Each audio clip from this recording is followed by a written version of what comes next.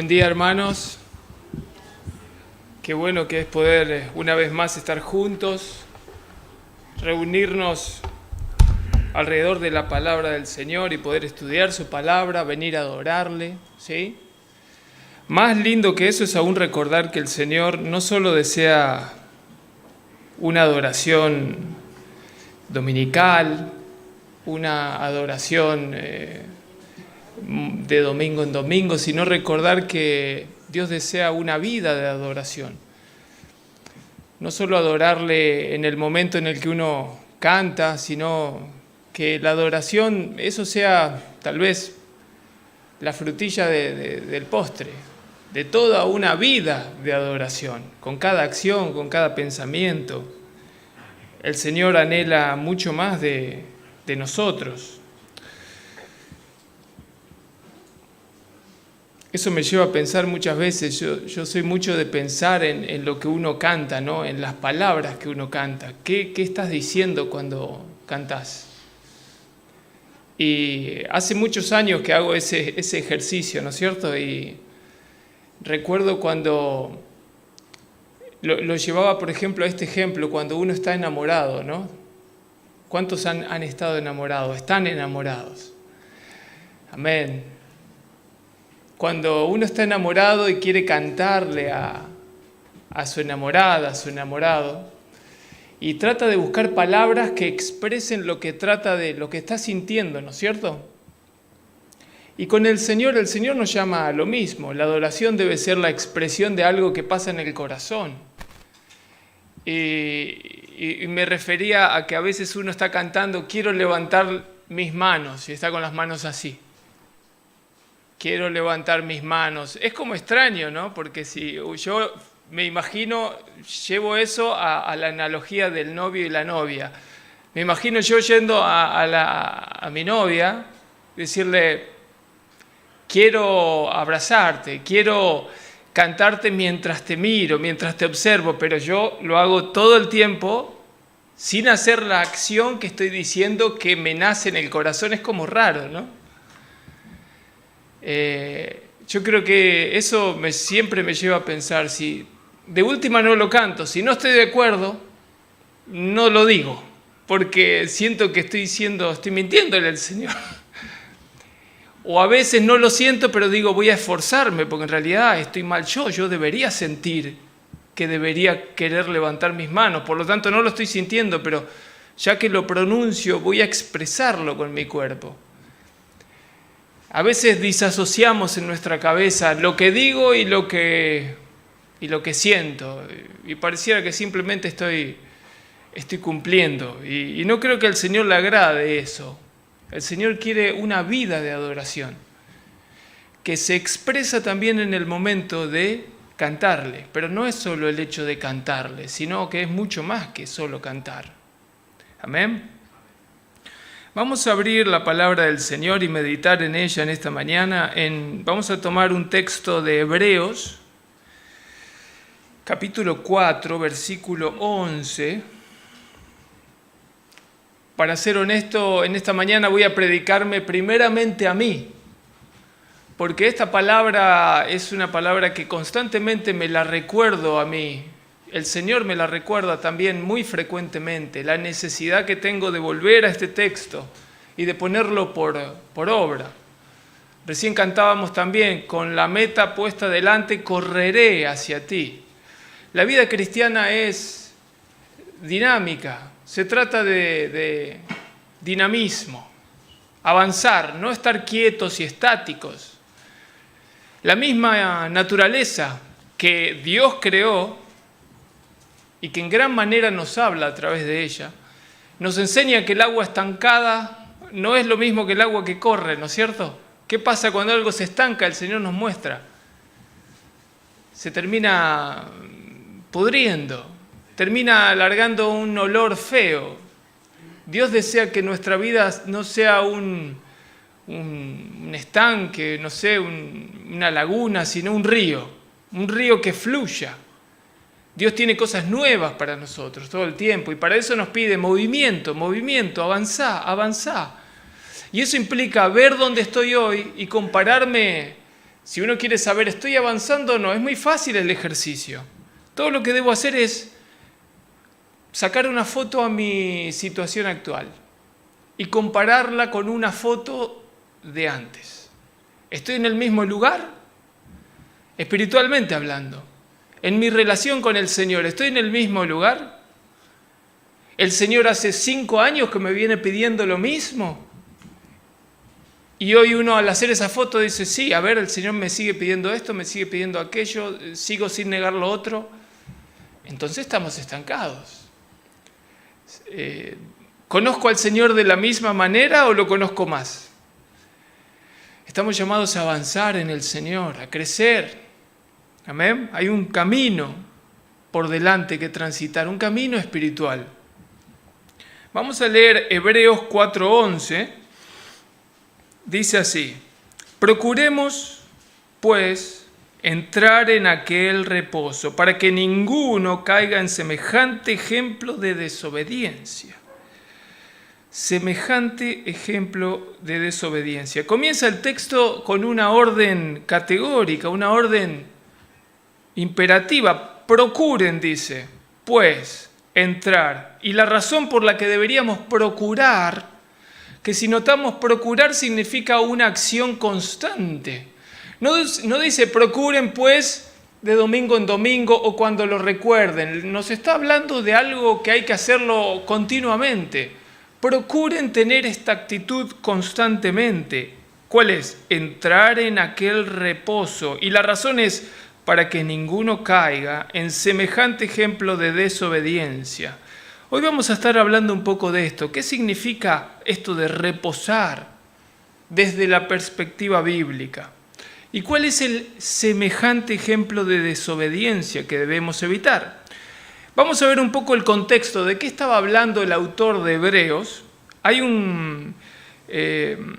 no se sabe a cabalidad quién fue el escritor de Hebreos, pero hay mucha similitud con las otras cartas de Pablo. Yo creo que definitivamente fue Pablo quien lo escribió, aunque en la carta de Hebreos no vemos explícitamente el nombre de aquel autor. Pero vamos a ver de qué venía hablando. Vamos a ir a la página anterior, capítulo 3, y vamos a leer desde el versículo 7 en adelante, ¿sí? Eso nos da un poco el contexto de qué estaba hablando cuando dice lo que acabamos de leer. Dice así: por lo cual, como dice el Espíritu Santo, si oyeres hoy su voz, no endurezcáis vuestros corazones como en la provocación en el día de la tentación en el desierto, donde me tentaron vuestros padres, me probaron y vieron mis obras 40 años, a causa de lo cual me disgusté contra esa generación y dije: siempre andan vagando en su corazón y no han conocido mis caminos. Por tanto, juré en mi ira, no entrarán en mi reposo. Mirad, hermanos, que no haya en ninguno de vosotros corazón malo de incredulidad para apartarse del Dios vivo. Antes, exhortaos los unos a los otros cada día, entre tanto que se dice hoy, para que ninguno de vosotros se endurezca por el engaño del pecado. Porque somos hechos participantes de Cristo con tal que retengamos firme hasta el fin nuestra confianza del principio. Entre tanto que se dice, si oyeres hoy su voz, no endurezcas vuestros corazones como en la provocación.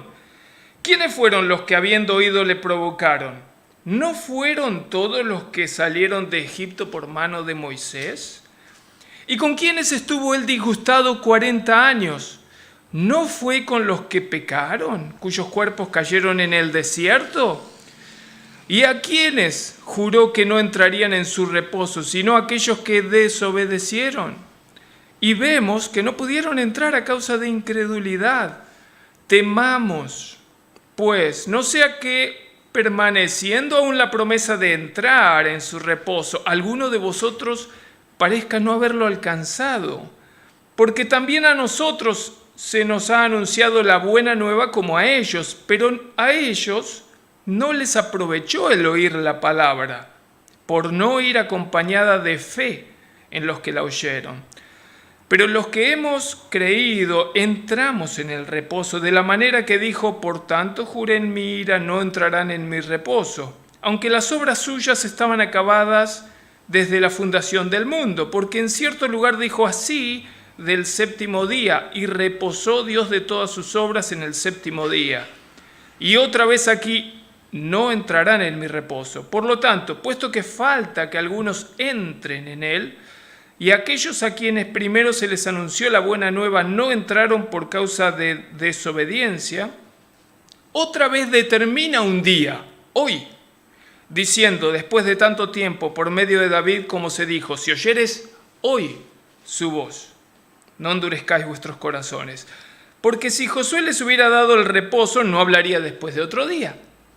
Por lo tanto, queda un reposo para el pueblo de Dios, porque el que ha entrado en su reposo también ha reposado de sus obras, como Dios de las suyas. Y ahí viene el texto que habíamos leído antes. Procuremos, pues, entrar en aquel reposo para que ninguno caiga en semejante ejemplo de desobediencia. Amén. Inclinemos nuestro rostro ahí un momento más y oremos. Santo Señor, gracias por tu palabra, Dios, por tu presencia en esta mañana en medio de nosotros, porque estás hablando en nuestro corazón, Señor, en todo momento y especialmente a través de esta palabra escrita en esta mañana, Dios. Hay ordenanzas que cumplir, hay mandamientos claros. Tú has dicho en tu palabra: si me amáis, obedeceréis mis mandamientos. En otras palabras, demostradme que me amáis a través de cumplir mis mandamientos. En otras palabras, no digas que me amás si no cumplís mis mandamientos. Y hoy podemos escuchar tu mandamiento a través de esta palabra, diciéndonos: si escuchas hoy mi voz, no te endurezcas, sino aprende a reposar. Y eso es lo que queremos, Señor. Reposar en ti en esta mañana, y no solo en esta mañana, sino procurar de hoy en más reposar de nuestras obras. Ayúdanos, Señor, a poder lograrlo. Es difícil, es muy difícil. Es muy difícil muchas veces, Señor. Ayúdanos. Recuérdanos esta palabra cuando llegue el momento y háblanos, Señor, hoy. En el nombre de Jesús. Amén. Este texto que leímos, en general toda la carta de Hebreos, es una carta muy profunda, muy rica en contenido.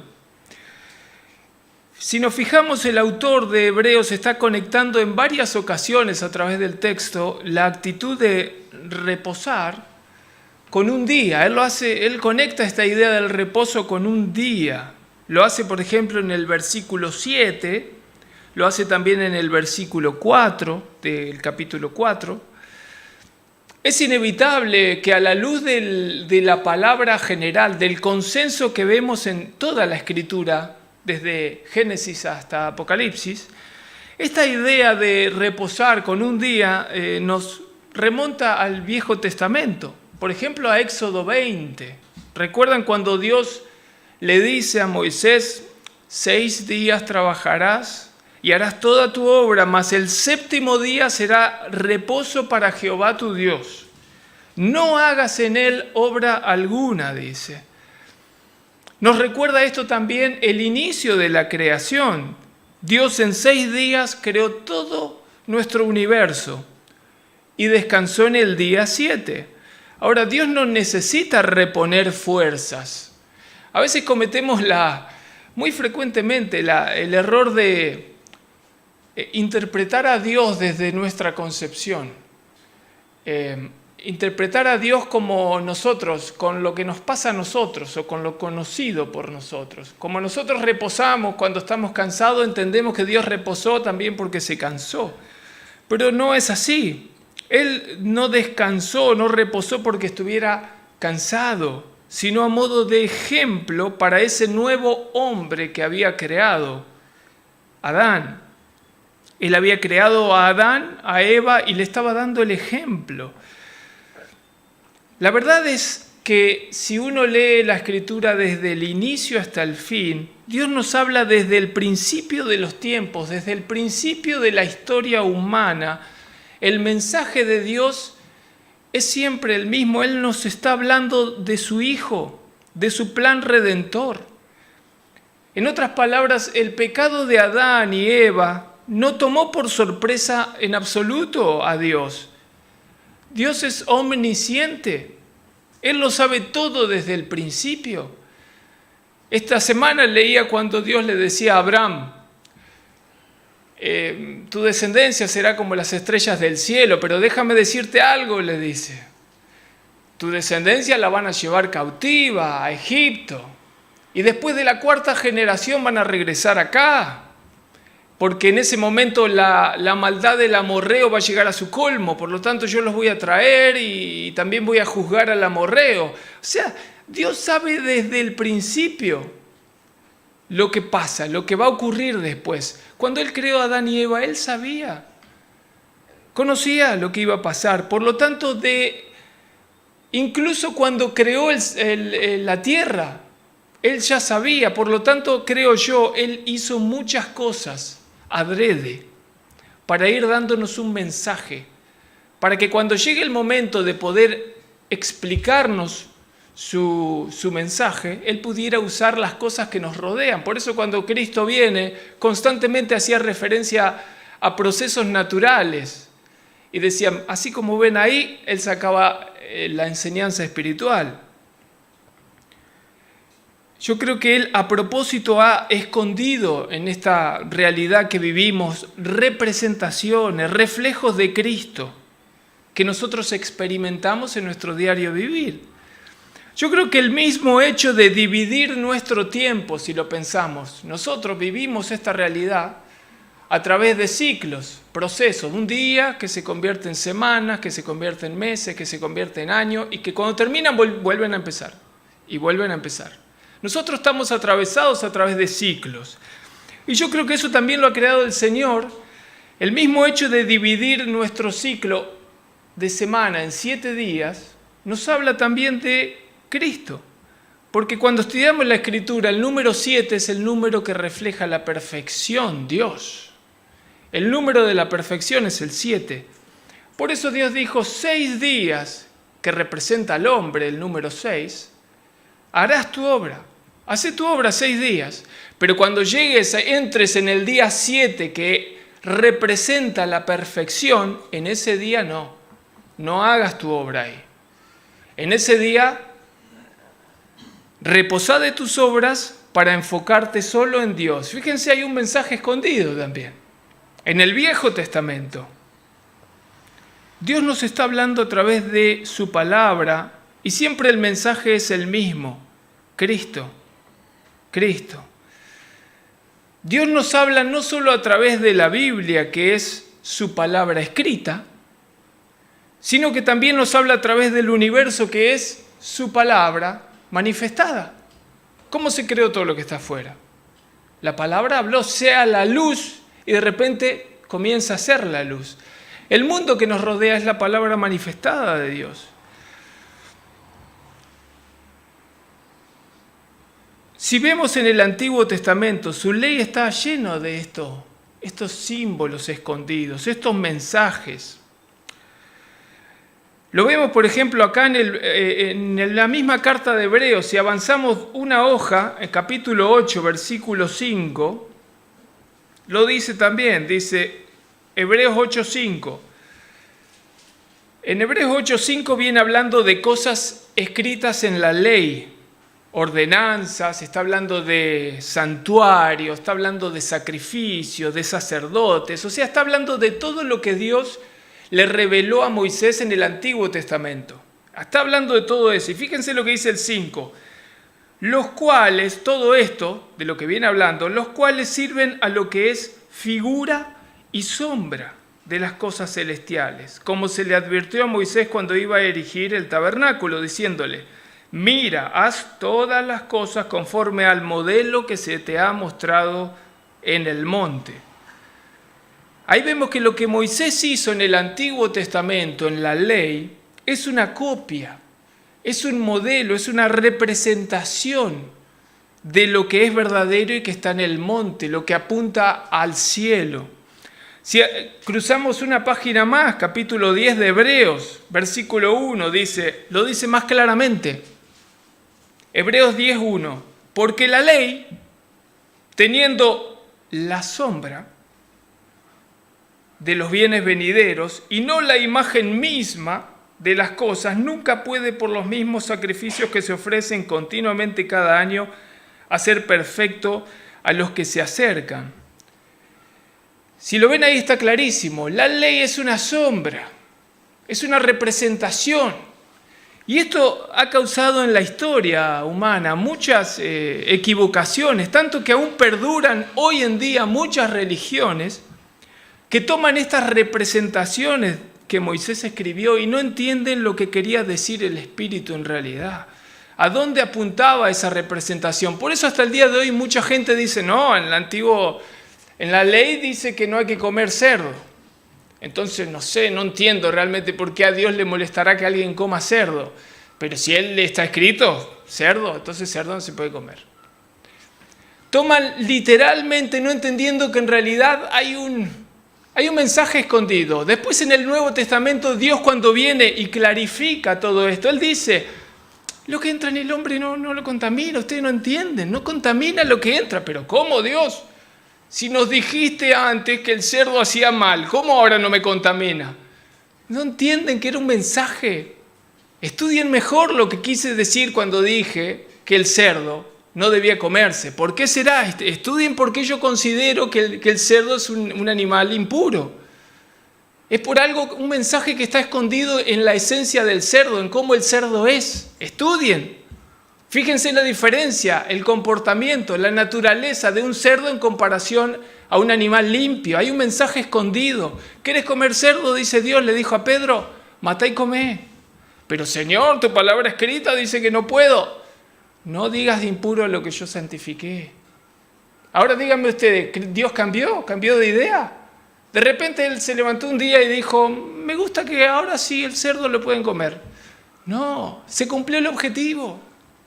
Cuando se cumplió el objetivo, Dios dice, eso era un mensaje.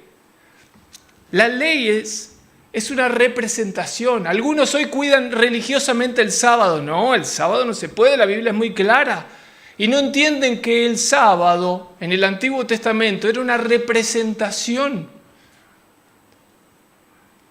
Era una representación, hay un mensaje escondido en tener que guardar el sábado. Ahora, si hay que guardar el sábado, ¿por qué le decían era lo que constantemente los religiosos le achacaban a Jesús?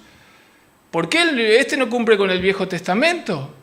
Porque él rompe el Viejo Testamento. Y Jesús le decía, no, yo soy Señor del sábado. No entienden que el sábado era una representación de mí. Yo soy el Señor del sábado. Amén. Toda la ley del Antiguo Testamento reflejaba a Cristo, así como la naturaleza que nos rodea en gran medida tiene mensajes escondidos que nos apuntan al mismo lugar, porque como decía, la naturaleza es la palabra manifestada. Dios ha escrito 2 libros, decía San Agustín, si no me equivoco. La naturaleza es el primer libro que Dios escribió y después su palabra escrita que nos explica cómo debemos leer el mundo que nos rodea. Viene de Dios, es sabiduría de Dios. Hay que entender que antes de Jesús, la revelación de quién era Dios era difusa, era extraña, se la conocía en parte, era como una sombra. Los judíos se jactaban de ser la luz del mundo porque ellos tenían la ley, pero en realidad todo lo que miraban era una sombra. No lograban entenderla. Por eso cuando vino Cristo, no lograron ver la vinculación entre ese cuerpo y la sombra. No entendieron que la sombra era la sombra de Él. Por eso decían, no puede ser, no puede ser. La ley tenía como objetivo principal, ¿cuál era el objetivo de la ley? Revelarnos que estábamos contaminados con el pecado y que necesitábamos un Redentor. La ley nos recordaba de que por más que no importa cuántas cosas hicieras, No importa cuántas leyes intentaras hacer para agradar a Dios, no ibas a llegar, no ibas a alcanzar nunca. Por eso Dios dice, trapo de inmundicia son tus mejores obras. Y uno puede decir, cuando Él está hablando de eso, no está hablando de darle limosna o hacer algo feo. No, Él dice, tu mejor obra, pensá en tu mejor obra, en lo que, en caminar arrodillado de acá hasta Luján o hasta donde sea. Yo miro eso y para mí es un trapo de inmundicia. Porque el problema, sí, y esto lo conecto con lo que dije al inicio, nosotros frecuentemente los humanos nos enfocamos demasiado en lo exterior, en lo que está afuera, en la expresión que se ve, como los religiosos. Que Jesús constantemente les decía, a ustedes les encanta ponerse los flequillos bien largos y pararse con sus barbas largas y que todos los demás los miren y digan, qué hombre religioso, y orar en voz alta, con palabras rebuscadas y qué elocuencia. Eso les encanta a ustedes. ¿Por qué? Porque todo lo que miran es lo que tienen delante de los ojos. Y Dios dice, a mí me interesa la motivación del corazón. Por eso es un trapo de inmundicia lo mejor que puedan hacer. ¿Por qué? Porque a mí me interesa qué te motiva. Tal vez vas a caminar arrodillado de acá hasta Luján y en realidad lo vas a hacer porque estás tratando de torcer mi voluntad y que yo te dé algo. Porque estás queriendo conseguir algo. Muchos el día de hoy, incluso cristianos, ayunan de esa manera. Voy a ayunar para que Dios haga. ¿Cómo voy a ayunar para que Dios haga? Es como que nos acercamos, Dios, por favor, dame, necesito esto, concédemelo. Y Dios dice, no. Y después uno dice, bueno, pero ahora voy a ayunar. Y Dios dice, ay, no te puedo creer, está ayunando. ¿Qué hago? Ya veo cómo se está realmente esforzando por ayunar tanto, no voy a tener que concedérselo. Eso no funciona así. Uno debe ayunar para matar su carne. Como un ejercicio de decir, mi carne desea esto, por lo tanto lo mato, ¿para qué? Para buscar conectarme con el Señor, porque esa es otra. A veces uno ayuna y se la pasa todo el día, no comí, pero me la pasé en las redes sociales. Y oré, 5 minutos. No. Si estás negándote, es para buscar al Señor. ¿Cuántas veces queremos manipular al Señor? Dios dice, tu mejor obra no puede llegar, nunca vas a llegar a la medida. Y ese es el mensaje de Cristo, diciendo, ustedes no pueden, por lo tanto, ustedes rompieron el pacto, porque yo les di el pacto, la ley. Algunos quieren estar bien conmigo, cumplan la ley. Ahora miro, nadie pudo. Ustedes rompieron el pacto, porque yo la ley se las di. Ahora el ser humano no puede, bueno, entonces voy a mandar a mi hijo que sí puede. Y lo que voy a pedir en todos ustedes ahora es, crean en Él, acéptenlo, sométanse a Él en una vida de servidumbre hacia Él. Conózcanlo, ámenlo. Si me amáis, obedeceréis mis mandamientos. Cristo, como nadie, nos vino a manifestar, a expresar quién es Dios y qué espera de nosotros, que Él no quiere obras muertas, mecánicas. No, Señor, pero yo soy tu hijo porque religiosamente voy hasta los miércoles a la reunión de oración. Sí, pero ¿y cuando yo te llamo a orar en tu casa? ¿Cuántas noches te despierto? Puede decir el Señor. Yo sé que a veces religiosamente uno cumple una lista de cosas mentales diciendo check. Sí, cumplí. Fui el domingo, encima fui a la segunda reunión, la de la noche. El Señor debe estar muy contento conmigo. No funciona así. Funciona qué hay en tu corazón. ¿Cuál es tu motivación? Porque Dios puede decir, venís a cantarme y hasta te animás a decirme, quiero levantar mis manos y estás pensando en la cuenta que tenés que pagar mañana. Eso no me sirve. Yo quiero una relación, yo quiero relacionarme con vos. No lo harías con tu novia, con tu esposa, pero a mí sí me lo ofreces. Recordemos también el Viejo Testamento, cuando Dios decía, cuando vengan a sacrificar algo, fíjense lo que me van a sacrificar, porque yo conozco el corazón del ser humano, dice Dios. Yo sé que cuando vayan a elegir la ovejita, van a mirar la que ustedes no comerían. Esa que ya dan por perdida, esa me darían a mí. No, denme algo que les cueste. ¿Por qué? Porque yo quiero enfocar a la motivación de su corazón. Cuando te cuesta, ahí yo quiero, mi enfoque está ahí en lo que te cuesta, en tu corazón. Todo eso es un reflejo nos sirve a nosotros. ¿Por qué? Porque hoy no ofrecemos ovejitas, pero sí ofrecemos muchas otras cosas. Como cuando venimos al Señor y Señor, te voy a ofrecer una adoración y una alabanza, ¿sí? Te la voy a ofrecer, pero de esta manera. Con mi cabeza estando en cualquier otro lado, menos donde debe estar. Y ojo, me estoy hablando a mí primeramente. Dios sabe que me estoy hablando a mí. Comencé diciendo que esto constantemente debo recordármelo a mí.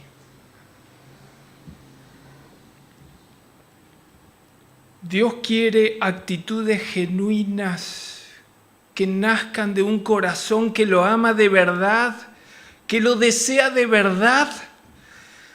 La relación que Dios espera no está basada en el temor, en el miedo, sino en el amor. En 1 de Juan 4, Juan habla muchísimo del amor.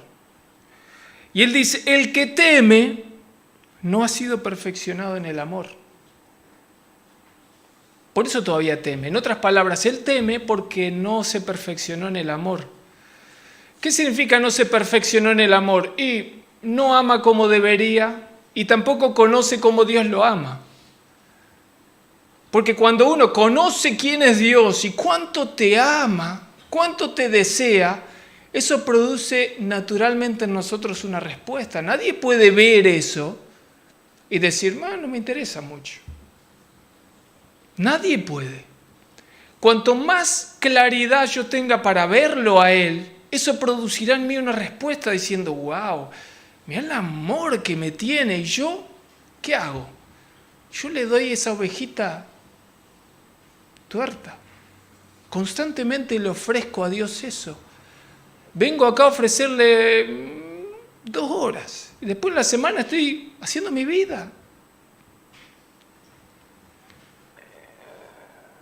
A veces lo que le ofrecemos a Dios es una relación basada en el temor. Y también basada en nosotros, en nuestros intereses. ¿Por qué? Porque si analizás realmente por qué haces lo que haces, por qué cumplís lo que cumplís ante Dios, y porque si llego al fondo de la cuestión, lo que veo es temor. Tengo miedo. ¿De qué? Y de que Dios se enoje conmigo y que deje de bendecirme. Y todo el tiempo cosas en nosotros. Y si se enoja y me empieza a ir mal, y si me da alguna enfermedad, y si no hace esto que le estoy pidiendo, siempre el enfoque está en mí, no en Él. Ahora, ustedes imagínense, volvamos a la analogía de los novios. Imagínense un novio que se acerca a una chica o a alguien, un pretendiente, y él sabe que en realidad ella lo elige por lo que él le puede dar. Imagínense que él si se sentara a hablar con un amigo, él dijera, mira, voy a ser honesto, yo sé que si ella pudiera elegir, no estaría conmigo. Yo sé que si ella realmente pudiera elegir, elegiría otro. Pero bueno, me ve como un buen partido porque yo tengo mucha plata, por ejemplo. Me ve como un buen partido por lo que sea, porque ella entiende que le conviene, pero en realidad si pudiera elegir, ella elegiría otro. Y a veces nosotros somos esa novia con Dios. Si realmente Dios nos diera a elegir, diríamos, yo no quiero estar, yo quiero otra cosa. Pero bueno, estoy porque me conviene. ¿Qué clase de relación le ofrecemos a Dios? Dios quiere una relación basada en el amor, que quieras estar con Él. Él quiere enamorarte. Y créeme que nadie te va a poder enamorar como Él. Y si no lo estás viendo o no lo estás entendiendo, no lo estamos entendiendo, es simplemente porque no lo vemos como deberíamos verlo. Mencionamos antes que la ley era la sombra de la verdad, pero no era la verdad misma. Hay un texto que dice, por Moisés fue dado la ley, pero por Cristo vino la verdad, dice. No recuerdo ahora dónde está. Cristo es la verdad. Así como toda sombra tiene la forma del cuerpo que la proyecta, podemos ver la proyección de Cristo en esas leyes del antiguo pacto. Ahora, desafortunadamente los religiosos siempre tienen el ser humano en general tiende a ir deformando con el paso del tiempo la intención original atrás de las leyes. Y empiezan a agregar mandamientos humanos como si fueran mandatos de Dios. Jesús mismo recriminó esto a los religiosos de su época. Por ejemplo, en Mateo 12 vemos a los fariseos culpando a Jesús de quebrar el día de reposo. Pero Jesús les dice, ¿no habéis leído lo que hizo David cuando él y los que con él estaban tuvieron hambre? ¿Cómo entró en la casa de Dios y comió los panes de la proposición que no le era lícito comer? ¿O no habéis leído en la ley cómo en el día de reposo los sacerdotes en el templo profanan el día de reposo y son sin culpa? Y ahí concluye, pues yo os digo, le dijo Jesús, que uno mayor que el templo está aquí. Y si supieses lo que significa misericordia quiero y no sacrificio, no condenarías a los inocentes. El mensaje de Dios es siempre el mismo. Ustedes se enfocan en lo externo y yo me enfoco en lo interno. Claro que lo externo va a reflejar, o en otras palabras, lo que Dios le agrada es cuando lo externo refleja lo interno. Eso es lo ideal. Porque tampoco esto puede llevarnos a decir, no, yo me quedo en mi casa. Total, Dios sabe lo que hay en mi corazón. Hay profundo amor por Él, pero jamás lo expresaré en el exterior. No, Dios quiere que lo expreses, pero por sobre todas las cosas que esa expresión salga de un corazón, de una realidad que sucede adentro. Ahora, el texto que leímos, volvamos al texto, dice, nos habla del reposo. Los judíos hablan del Sabbat. Respetan religiosamente el sábado, el Sabbat.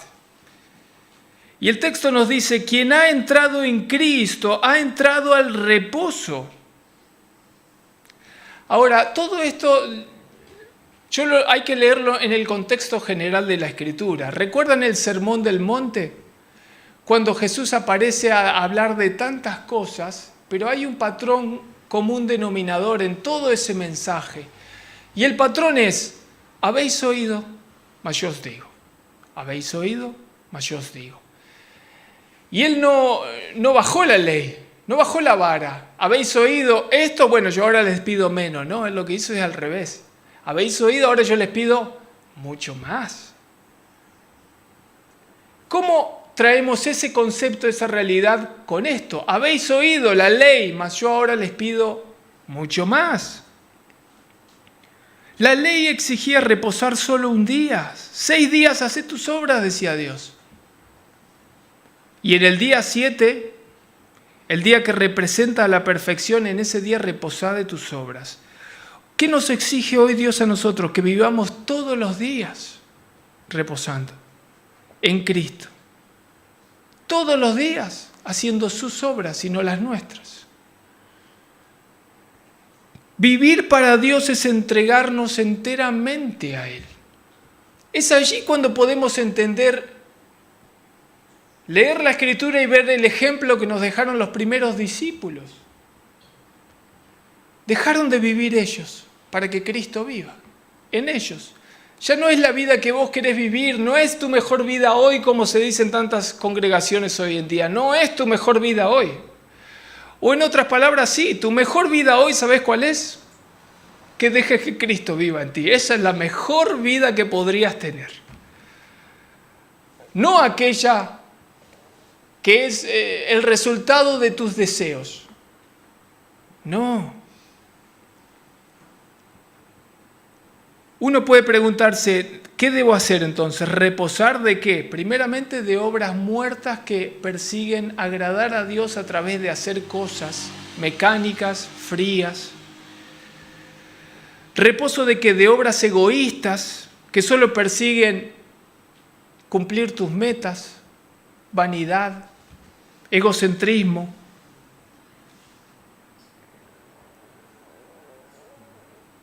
Quien está en Cristo debe reposar de sus obras para que Cristo reine y Él sea en todos.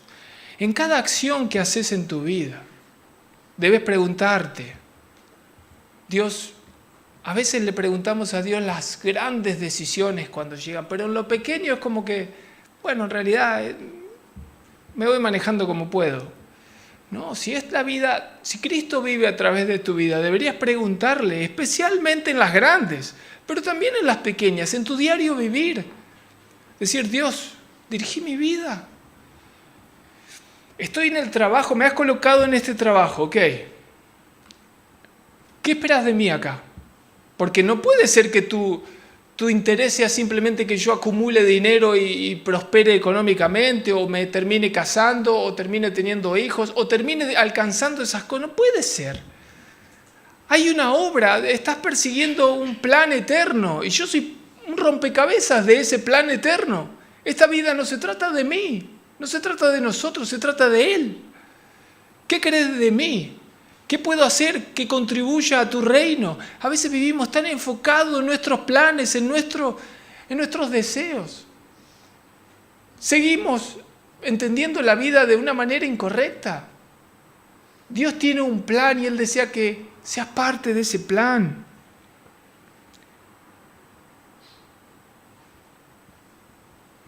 Reposar en Dios, ¿saben qué? También es una invitación a disfrutarlo a Dios. Porque reposar en Él, hablábamos hace poquito con los jóvenes acá, como a veces le entregamos a Dios, pero todavía no estamos confiando realmente y a veces queremos meter la mano en la situación porque no podemos, decimos, no, realmente esto es muy bueno, espero, yo tal vez puedo correr hacia algún lado y que realmente ocurra lo que quiero que ocurra. Reposar en Dios es reposar, es soltar. Es descansar, es decir, Señor, haz tu voluntad. Y si no ocurre aquello que quiero, pues entonces no ocurre. No tenía que ocurrir. O tal vez no es el tiempo. Haz tu obra, Señor, haz tu obra. Hace años el Señor me trató a mí con eso cuando tenía tan instalado esta idea, este temor en mi corazón de morirme, no por el hecho de morirme, sino porque mi hija, era cuando mi hija más grande nació, tenía mucho miedo de que ella creciera sin un padre. Y ese miedo en mi corazón había empezado a crecer y Satanás había tomado ocasión de eso, diciéndome, cuidado. Entonces cada vez que algo me pasaba, ese temor me invadía, no por morirme, yo sé que me voy con el Señor, pero el miedo era que ella no tenga padre. Y el Señor en un momento me trató eso y me dijo, imagínate que te quiero llevar, imagínate, ¿qué? ¿Se me va a escapar acaso algo así? Porque a veces nos creemos mejores que Dios, creemos que sabemos lo que le conviene a nuestra hija mejor que Dios. Si el Señor te lleva, el Señor sabe lo que hace. Él quiere que vivamos de esa manera, entregados a todo, entregados hasta el final. Hacé conmigo lo que quieras, Señor. Y para vivir la vida de Cristo es necesario ese tipo de entrega. Como Pablo, que no le tenía miedo a la muerte. Yo estoy recontra lejos de ser como Pablo, sin duda. Pero es necesario ir caminando en pos de llegar a eso, entregar todo, identificar nuestro mayor temor y rendírselo a Dios, decir, Señor, te entrego, haz lo que quieras en mi vida. Vive tú a través de mí. Entonces, hermanos, ¿qué día es hoy? Hoy es sábado. Hoy es sábado porque para el cristiano siempre es sábado. Vivimos en un sábado espiritual ahora.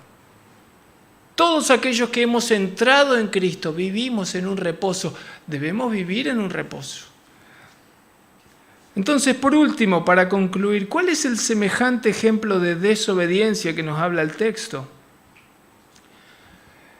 ¿Recuerdan la ley cuando el Señor dijo, qué le pasaba a aquel que hacía su obra en el sábado? No era un reto medio ligero. El Señor es muy tajante en estas cosas. El que se le encuentra haciendo su obra, decía, ese se ha cortado de Israel. Muera.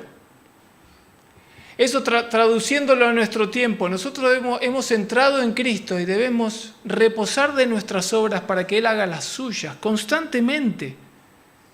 Cada vez que nos vemos, nos encontramos a nosotros mismos haciendo nuestra obra, debemos soltar, ir para atrás y volver a reposar y decir, Señor, haz tu obra, haz tu obra.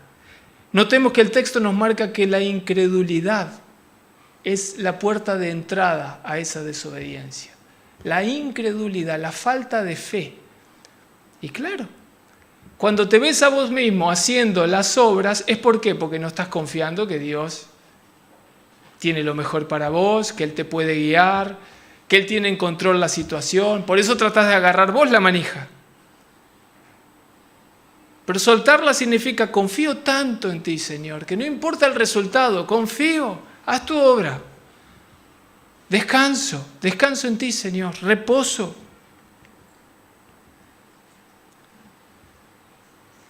Hermanos, si es verdad la profesión de fe que constantemente hacemos, llamando Señor a Dios, constantemente le llamamos Señor, tú eres mi Señor. Mi vida es tuya. Debemos someternos a ese señorío todo el tiempo. Debemos darle lugar en nuestra vida, en nuestro diario caminar. Claro que desear crecer, desear progresar, no son deseos malos, son deseos legítimos, pero si ya has sido comprado por Dios, ahora tienes un amo, tienes un Señor. Debemos ir logrando morir a nuestros sueños, nuestros proyectos y deseos, para que el Señor remonte en nosotros los deseos que tenemos, que son de Él, y que nos acercan a su propósito, y todos aquellos deseos y proyectos que te alejarían de su propósito, Dios los pueda ir sacando de nuestro corazón. Porque nuestra vida está escondida en Él. Y cuanto más conozcamos al Señor, más vamos a descubrir que no te hace falta nada más. El Señor es suficiente. Si lo tenés a Él es suficiente. Pablo decía, yo he aprendido a contentarme. ¿Por qué? Porque estoy viviendo la vida que debo vivir. Esta es la vida que debo vivir. Yo trabajo para el Señor, para esto me creó. Se trata de Él me creó para esto. Estoy viviendo la vida que debo vivir. No me falta nada porque lo tengo a Él. Amén.